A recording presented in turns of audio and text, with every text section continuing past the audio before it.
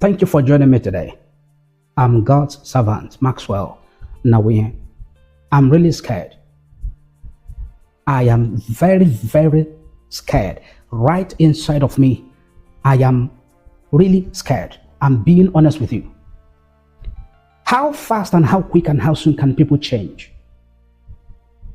Someone who claimed, those who claimed to be fighting for you, defending you, speaking for you, sacrificing for you, means well for you,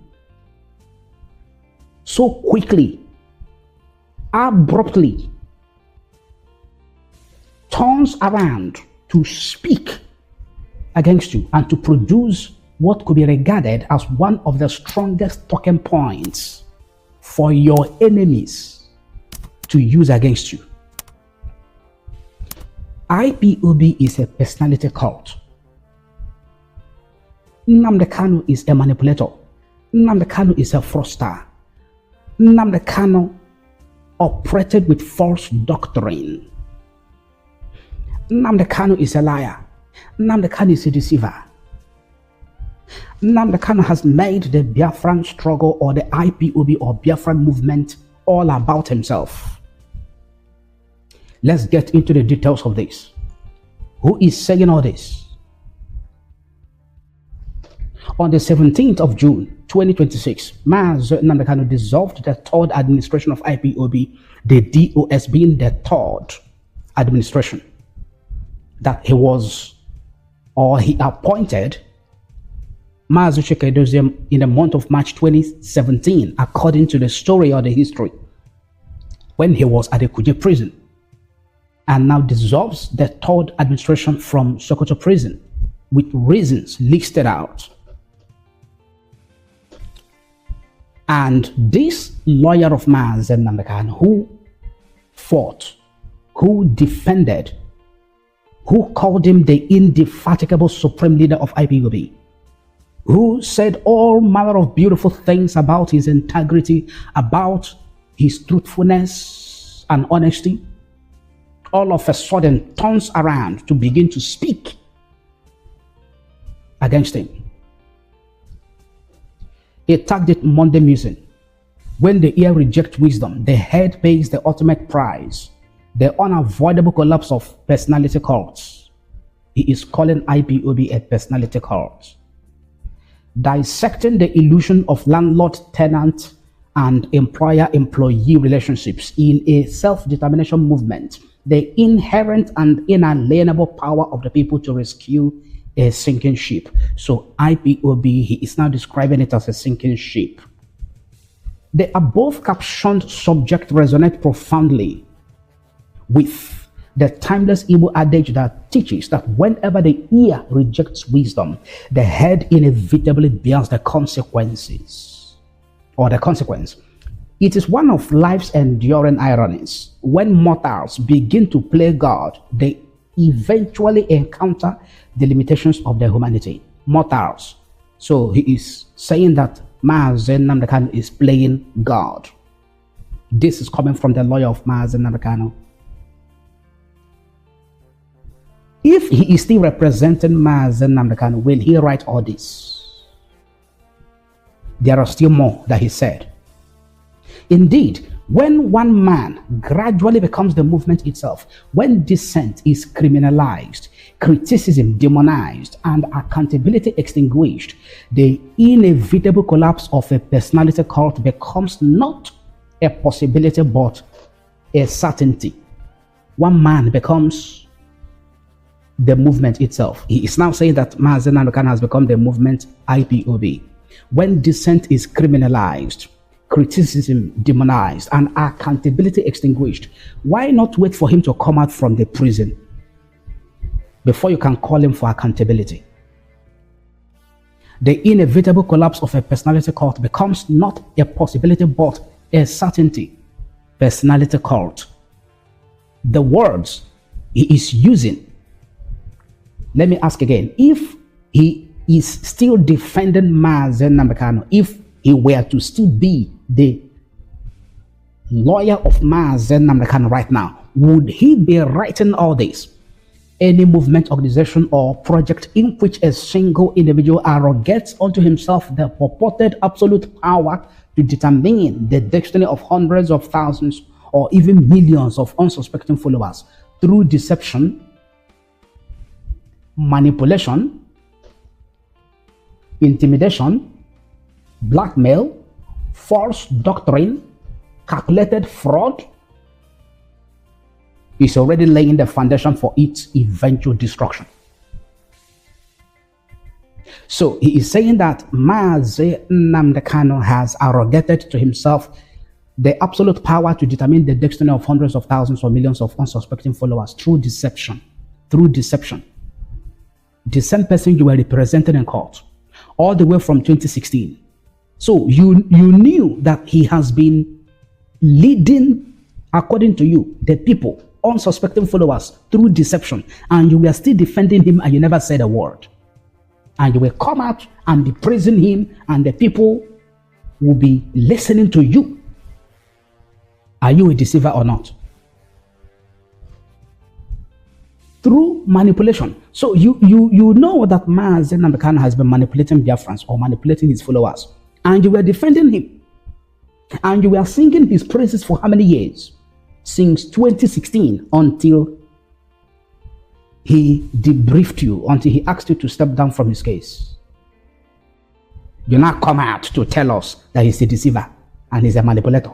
You, who are you? He mentioned intimidation. Really?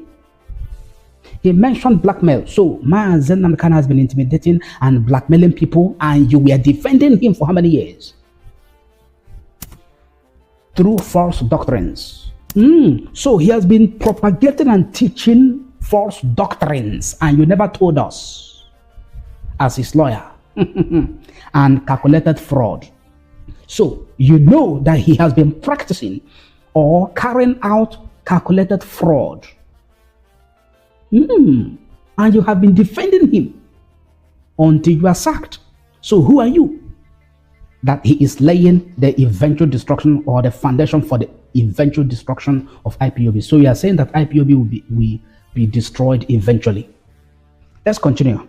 No empire built upon the infallibility of one man, no institution sustained by fear rather than truth, and no movement anchored upon the unchecked whims of a self-anointed Messiah has ever escaped the inexorable verdict of time.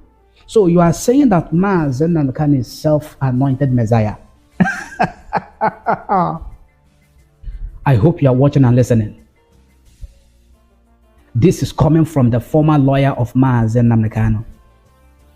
At the end of what I'm reading, you will hear the name because he signed it by himself. The collapse may be delayed, but it can never be permanently avoided. So you are telling the whole world that IPOB will collapse because Mazi Nnamdi Kanu built it on false doctrine, calculated fraud, deception, manipulation, intimidation, blackmail, false doctrine. And you were busy going to court, wearing wig and wearing gown, defending him and defending IPOB. The tragedy, however, lies not merely in the eventual downfall of such enterprises, but in the devastating consequences suffered by those who surrendered their independent judgment upon the altar of blind loyalty. So IPOB members or the followers of Mazi Nnamdi Kanu, they have been loyal to Mazi Nnamdi Kanu in blindness. They have been blind loyalists of Mazi Nnamdi Kanu. And you were busy since 2016 telling them to continue to follow Mazi Nnamdi Kanu, telling the whole world to continue to listen to Mazi Nnamdi Kanu, telling everybody to come and support someone you are now calling a fraudster, someone you are now calling a manipulator, a deceiver, someone with intimidation and blackmail against his unsuspecting followers. We clap for you. We clap for you.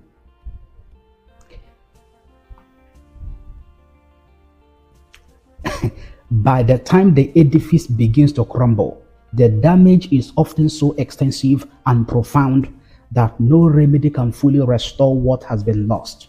The edifice. You are talking about IPOB. The salvation of every noble cause, therefore, lies not in the infallibility of one individual, but in the collective wisdom, vigilance, and discernment of those who genuinely believe in the cause. The greatest safeguard against tyranny within any movement is an enlightened followership. So there has been tyranny, dictatorship within the IPOB movement. You are now attributing it to Nnamdi Kanu. The same person you claim you are fighting for. Thank God for prayers.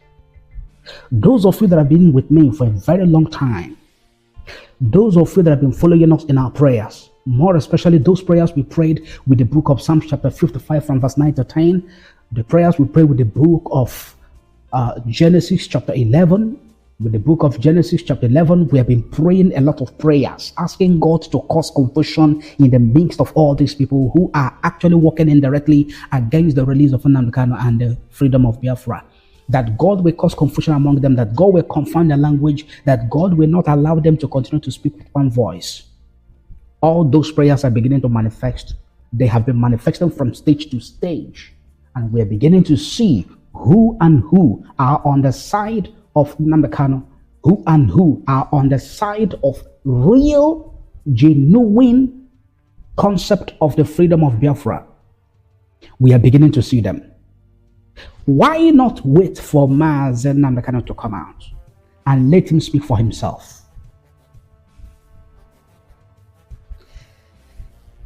Where the people possess the outrage to distinguish the vision from the visionary, the mission from the messenger, and the cause from the cult of personality, renewal becomes possible. So the cause for the freedom of Biafra is now a cult of personality. And you still claim that you are IPOB lawyer. You are using your mouth, you are using your platforms, you are using your qualification and from your chamber as a lawyer to destroy the organization or the people you claim to represent and fight for. While the appeal court of Nnamdi Kanu, the case is coming up within this year, you are saying, why did you then defend him in the first instance, all the way from 2016 to 2025, when you know all these things about Nnamdi Kanu, if they are true? To you, they are all true. In your own words, when you know that all these things are true, you never came out to tell the people that no, you did not stand down by yourself and say, no, I cannot defend a manipulator. I cannot go to court to defend a blackmailer. I cannot go to court to defend someone who has or who peddles or who imbibes false doctrine in our children, in our people. I cannot, for the sake of my profession and my integrity as a lawyer, I will not defend a dictator. I will not. Why didn't you say all of this and stand down? When you know that Nnamdi Kanu has questionable characters, when you know that he doesn't listen to wise advice, why did you continue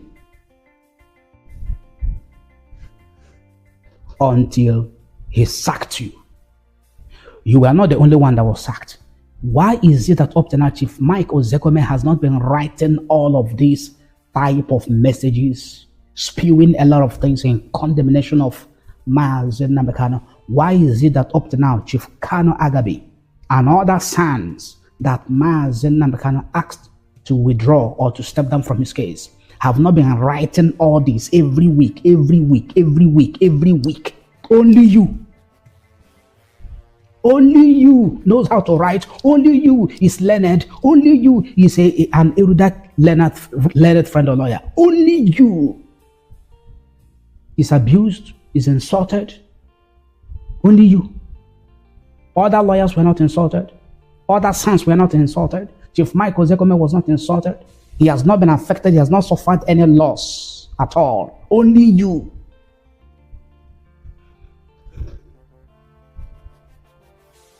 History teaches that while one individual may temporarily misdirect a movement through falsehood and manipulation, a vigilant and discerning multitude possesses the inherent capacity to reclaim its essence, restore its integrity, and redirect it towards its original and noble destination.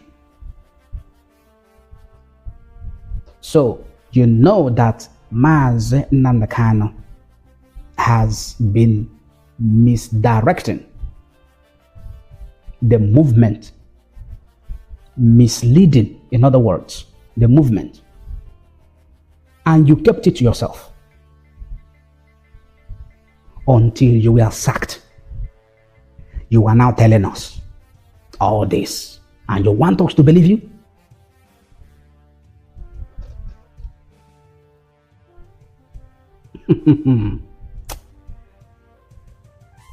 Nothing can be more fundamentally inconsistent with the principles of self-determination than the suggestion that one individual is the landlord while millions of adherents are mere tenants, or that one individual is the employer while millions are his employees. Such a proposition is not merely morally offensive. It is intellectually defective, politically unsound, historically inaccurate, and legally indefensible. So there are no employees in IPOB, right? There are no employees among the Directorate of State or the former Directorate of State. No one is under salary. No one. Is that what you're trying to say? A genuine self-determination movement is neither a private estate nor a commercial enterprise. It is not a company incorporated for profit. It is not a family inheritance. It is not a personal investment portfolio. It is not a kingdom over which one man exercises proprietary rights. A genuine self-determination movement is neither a private estate or commercial enterprise. So you are trying to say that the IPOB movement, Mazi Nnamdi Kanu, converted it to private estate or commercial enterprise. You were defending him. It is not a company incorporated for profit. Is that what you're trying to say, that it's not the opposite? It is not a family inheritance. So is that what you're saying now, that now it is the opposite? It is not a personal investment portfolio. It is not a kingdom over which one man exercises proprietary rights. Rather, it is a collective expression of the aspirations, sacrifices, sufferings, hopes, and inalienable rights of a people. The internationally recognized principle of self-determination itself proceeds upon the foundation that sovereignty ultimately resides in the people and not in any individual. The right belongs to the people collectively. It is neither transferable nor capable of personal appropriation. What right are you talking about? Can you mention the right? Which right? Because there are so many rights. Which right? The internationally recognized principle of self-determination itself proceeds upon the foundation that sovereignty ultimately resides in the people and not in any individual. The right belongs to the people collectively. Is it right to sovereignty? Which right are you talking about here? Has Mazi Nnamdi Kanu in any ways monopolized that right to sovereignty or the right of IPOB to become or to help lead Biafrans to freedom? Which right specifically are you talking about? Because there are so many rights. So many rights. In every movement, in the leadership, in the followership, in a different hierarchy of leadership, there are a lot of rights. You did not specify it. It is neither transferable nor capable of personal appropriation. The leader has his own rights. IPOB has what is called a code of conduct. I'm not going to talk about that now. I believe that you are IPOB lawyer, and some of you who have read the IPOB Code of Conduct. Which right did Mazi Nnamdi Kanu usurp that doesn't belong to him, that this lawyer is referring to? Which of the rights, based on the IPOB Code of Conduct or Constitution, or chain of command and control? Consequently, no individual, regardless of his historical contributions, sacrifices, popularity, or strategic importance, can validly transform himself from a servant of the cause into the owner of the cause. I thought this man is learned. I thought he is learned. No individual, regardless of his historical contributions, sacrifices, popularity, or strategic importance, can validly transform himself from a servant of the cause into the owner of the cause. No individual. No individual. That's what you're saying. Did Mazi Nnamdi Kanu transform himself into the owner of the cause? Is there anywhere, to the knowledge of the public, on records, that Mazi Nnamdi Kanu said that he is the owner of IPOB, or that he is the owner of the Biafran cause? Nowhere. You did not make any reference to such places or events that he did such. The moment a movement becomes the repository of the collective aspirations of millions, it transcends personal ownership and becomes a common patrimony belonging to all stakeholders. Is that not true? Is there anything going on in the contrary on the part of Mazi Nnamdi Kanu? A landlord owns property. A tenant merely occupies it. An employer hires labor. Listen to what he wrote. A landlord owns property. A tenant merely occupies it. An employer hires labor. An employee renders service for remuneration. An employer hires labor. An employee renders service for remuneration. So when someone is paid, which is remuneration, that person is said to be an employee. When someone receives salary, it means that this person is an employee of so and so person, or so and so organization, or so and so establishment or institution. Are there people in the IPOB leadership who are earning salary? Who IPOB is paying? Who Mazi Nnamdi Kanu approved their salaries? Approved their salaries.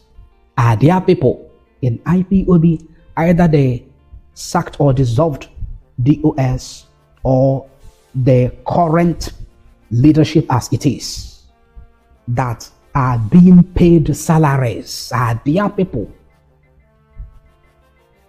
that IPOB is paying and Mazi Nnamdi Kanu approved their salaries, and they have been on payroll?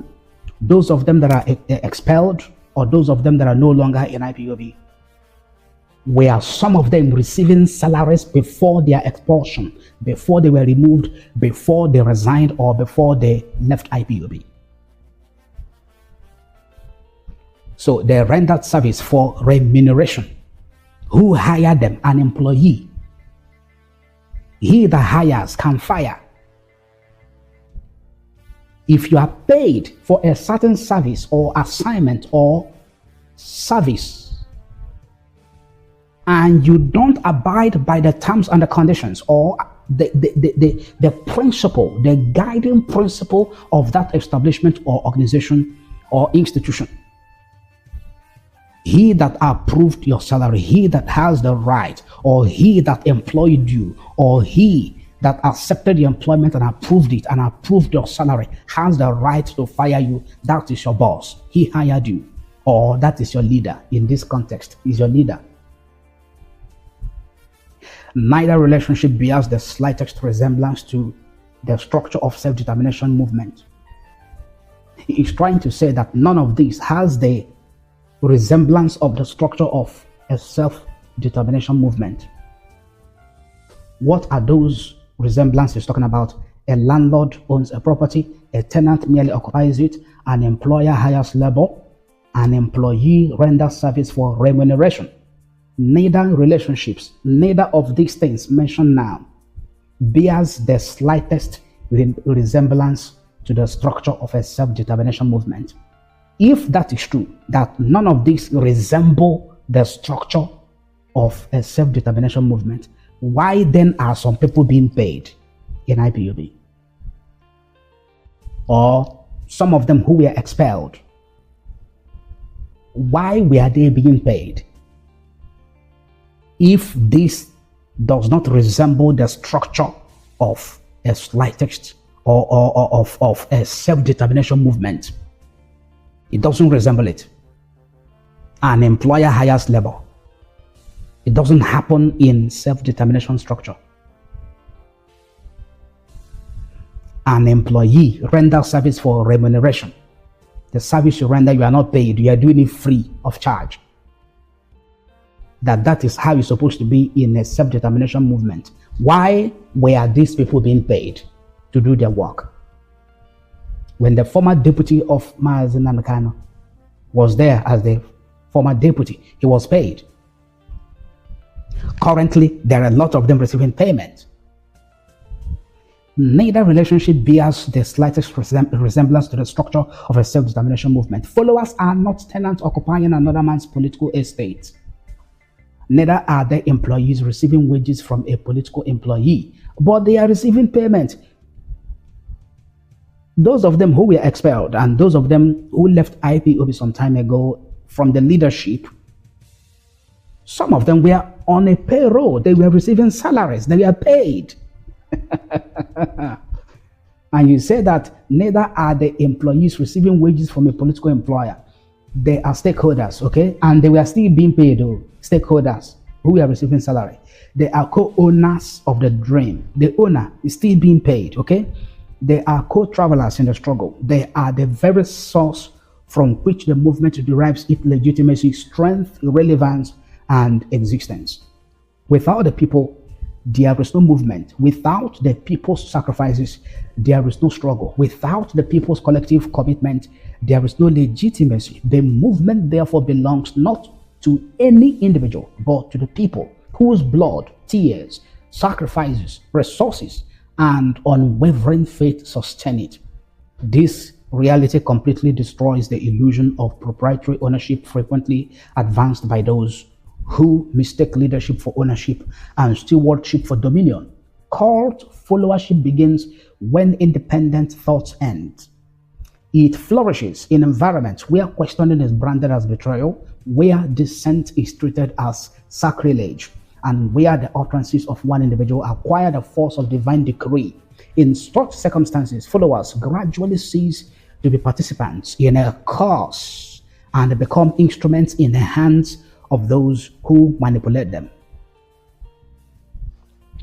The same movement you are defending, the same Nnamdi Kanu you were defending and going to court, you have turned around to destroy with your mouth or with your biro or with your writing devices, from your chamber, from your office, through your platforms. The strongest movement in history were never sustained by blind followers. They were sustained by enlightened adherents who possessed the courage to applaud what was right, reject what was wrong, and insist upon accountability irrespective of personalities. But when you were the liar of Mars and Nnamdi Kanu, when you come from the, when after your visit, your routine visit, you come out from the DSS and you say, this is what Mars and Nnamdi Kanu said. This is what Mars and Nnamdi Kanu said. He has instructed you to do this. He has asked you to do this. He has ordered you, Biafrans, to do this, and you have to do it.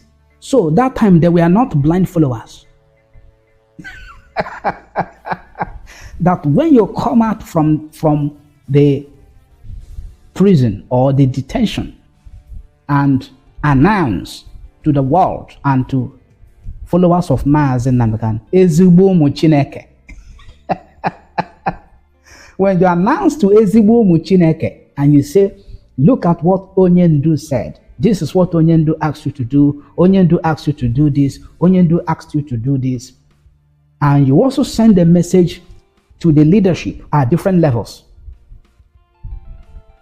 When you were sending all these messages and writing all those updates, were you asking the people to ask questions? Were you telling them not to believe everything you were telling them on behalf of Mazi Nnamdi Kanu?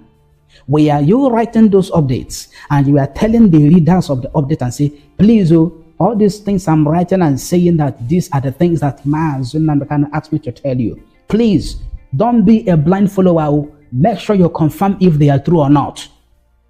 Did you ever do that?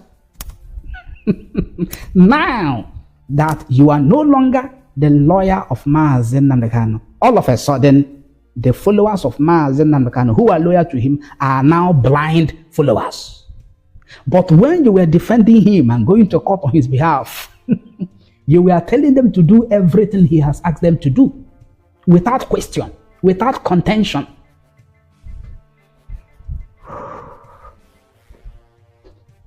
That's why I said from the beginning of this video that I'm scared. I'm so scared. Fear has gripped my heart. It is so frightening. Honestly. Blind followers. To reject what is wrong and insist upon accountability irrespective of personality.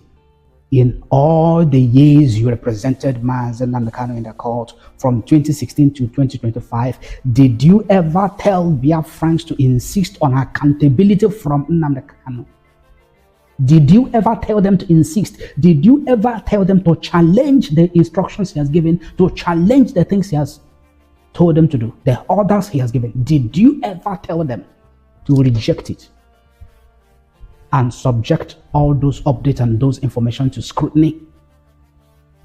Did you? The answer is no.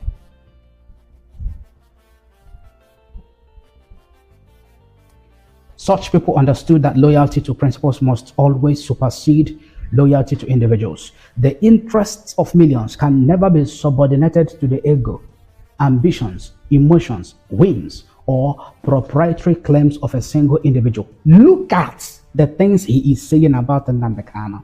Look at all the things he is voicing out and spewing. I'm afraid. Ego, ambitions, emotions, whims, or proprietary claims of a single individual. Where such tendency emerge, wisdom demands immediate corrective action. So you are now inciting the people to challenge Mazi Nnamdi Kanu. But when you were his lawyer, you never asked the people to challenge his decisions. It is not a tenancy to be administered. It is not a corporation employing followers. It is a sacred trust held in stewardship for present and future generations. The enduring strength of every legitimate movement, therefore, lies not in the unchecked authority of one individual, but in the collective vigilance of those committed to its ideals. Unchecked authority. Hey!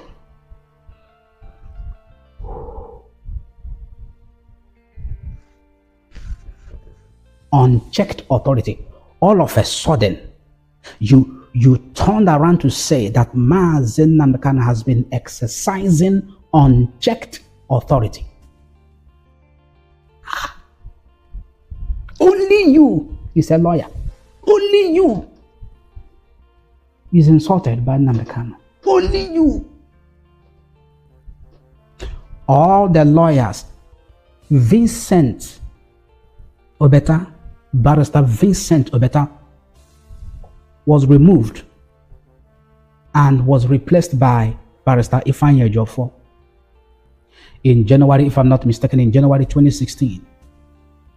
Since Barrister Vincent Obeta has been removed till today, how many times have you people seen him writing and talking and shouting and abusing Nnamdi Kanu, calling him names, calling him a fraudster, calling him a gangster, calling him someone that is intimidating his followers, who is exercising authority that is not checked, calling on accountability?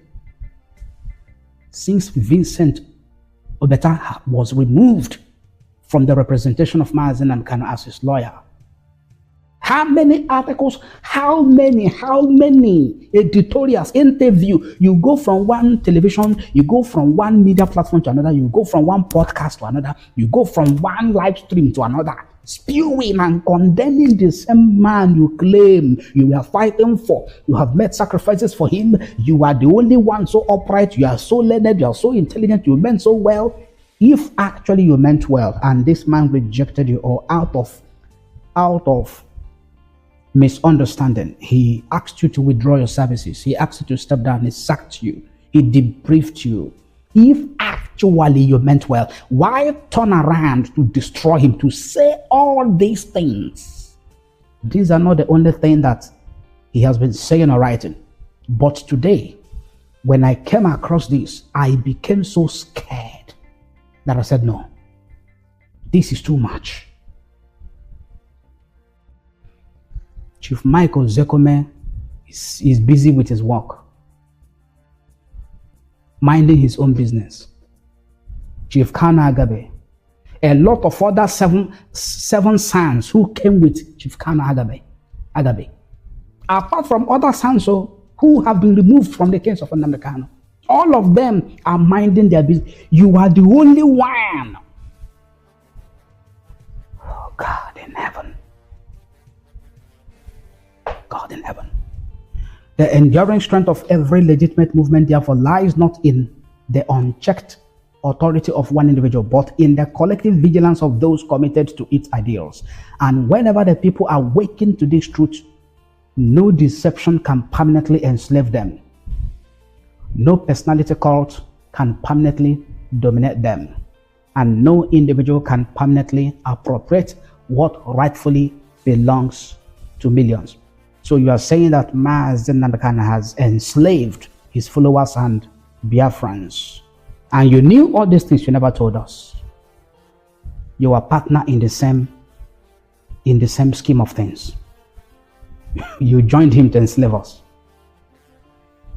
Personality cult. No personality cult can dominate them. And no individual can permanently appropriate what rightfully belongs to millions. So you knew all this while that Nnamdi Kanu has been appropriating what belongs to millions to himself, and you kept quiet. You aided and abetted all of this. You enabled him by concealing it, by hiding it from the public, from Biafrans. And you will come out and call them Ezigbo Muchineke. When you know that something is wrong, when you know that the man they are following him blindly, when you know that the man that they are following is into calculated fraud, according to all the things I have read out that you wrote, when you know that the man they have been following is a blackmailer, he's intimidating them, he is exercising unchecked authority, he is not accountable, he's not straightforward, he has been imbibing false doctrines in our people. All these you have said, you have listed. You knew all of them.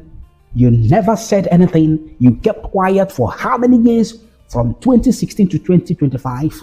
You always come out and tell our people, oh, the leader, he refused to bow, he refused to compromise, he's incorruptible, he's whiter than white, he's whiter than snow, he's so in a high spirit, he's straightforward, everything he has said you have to do it.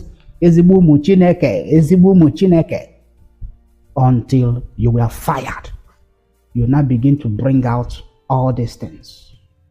So you joined him to deceive us, right? So you concealed all those calculated fraud, all those false doctrines, all these things you have listed out, you helped him to conceal them for years and deceived Biafrans. And when the people reclaim their cause, renewal becomes inevitable. That is the end of this very article. Signed, Sir Ifeanyi Ejiofor Esquire, KSC, Duru, Ezugosinachi, June 22, 2026. I'm afraid. Very, very scared. What do you make of this? You have listened to everything I read out. What do you make of this? Type in the chat section. I will see you again. Subscribe on YouTube, TikTok, X, Facebook, and Instagram. Follow Maxwell Nnawuihe for more updates. Follow us on YouTube, TikTok, X, Facebook, and Instagram for more updates.